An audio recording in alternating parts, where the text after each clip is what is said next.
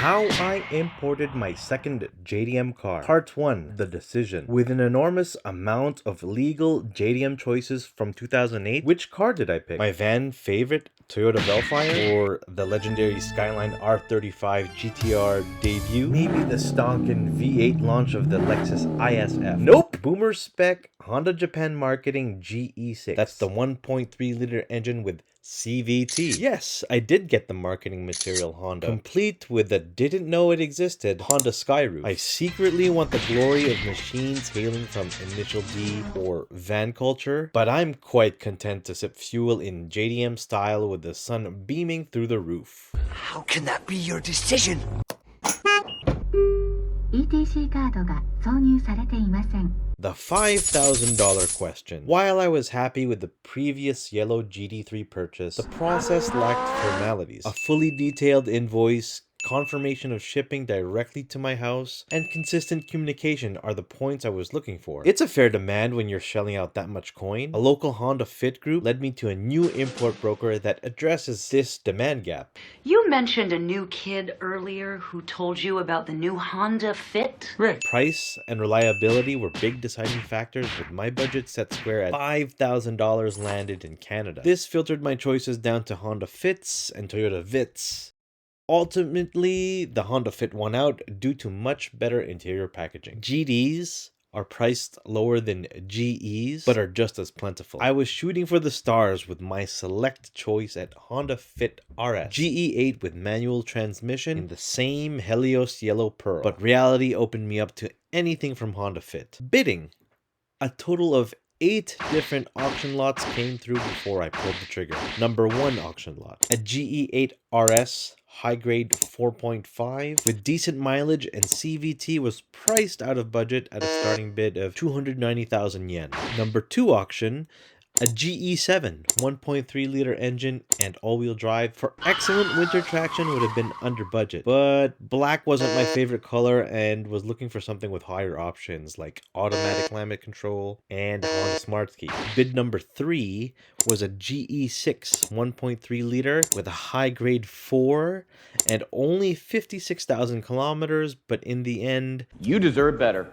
I decided to wait at least a week to see what else came up before settling. Number 4. Here's the coveted yellow at auction. GE6 1.3 liters CVT with low mileage and a decent grade 3.5 and well under budget. Luckily, the import broker caught a front pillar dent, harboring the possibility of a collision, and I didn't want to gamble on it. It's precisely for this reason I recommend a good broker with inspectors on the ground to spot bad purchases hidden from the auction sheets. Number 5. Ooh baby, here she is. GE8 Honda Fit RS 5-speed manual in my third choice color, blue and high grade 4 with a paltry 61,000 kilometers on the odometer. Unfortunately and predictably, the starting price was already more than double my budget and had to let her go. Too rich for my blood. Number 6. The sensible choice GE6 showed up. Perfectly acceptable options with CVT, but I was drawn to the ultra low mileage of 26,000 kilometers, averaging just 5 kilometers per day. I walk more than this car does every day. I was ready to bid for August 3rd. Then number 7 showed up.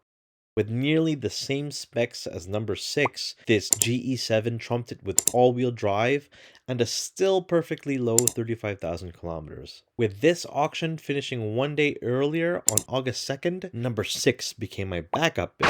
Number 8. Midlife crisis spec has entered the chat. A GE6 CVT with my coveted Skyroof showed up. After Helios Yellow Y66P, this sky blue metallic was my choice color, and I ignored the fact that I had more than triple the kilometers of auction pick 6. What pushed me the most to bid was the high grade 4.5 and verified by the broker. With the auction set to finalize just hours before number 7, I had 2 backups in case my $5,000 bid didn't win. On the advice of the broker, I agreed to increase the bid price to $5,250 because of the rare Skyroof option and high grade condition. 4 hours later, I increased it again to an even $5,500 just in case, because YOLO. Good thing I did, because it closed at $5,500 change, and I was a happy new owner of a Skyroof GE6. By the way, if you're looking at Auctions Japan for your own GE, download my free auction cheat sheet from importjdmauto.com/guide and get your free Japan auction cheat sheet to help you decipher any of the codes, glossary of terms, and how to read the diagrams. It's free. Free. This one closed on August 2nd, and a month later, she finally found some room on the transport vessel. At the time of this video, she's currently sightseeing her way to Hiroshima with an ETA in Canada for mid-October. I'm planning to do a YouTube live at the port. Follow along as I document the journey to my doorstep and offer you guys tips on how you can bring your own JDM import vehicle, like the first thing I did when my car arrived in Canada, how I modified my vehicle to pass inspection, how I found car insurance. Head over to importjdmauto.com to get the latest on Import JDM Auto.